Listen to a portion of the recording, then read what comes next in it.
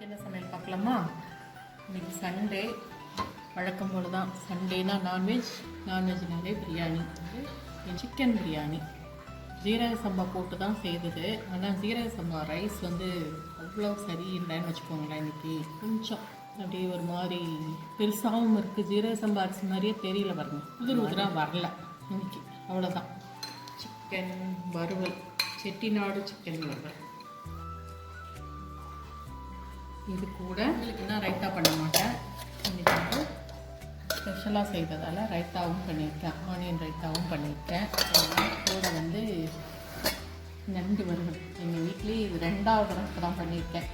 ஏன்னா பேரை வந்தபோது ஒரு தடவை சாப்பிட்றாங்கன்னு சொன்னால் இவங்க பண்ணுவாங்க. எங்கள் வீட்டில் யாரும் சாப்பிட்றதில்லைன்றதுனால நான் நண்டே வாங்குறதில்ல.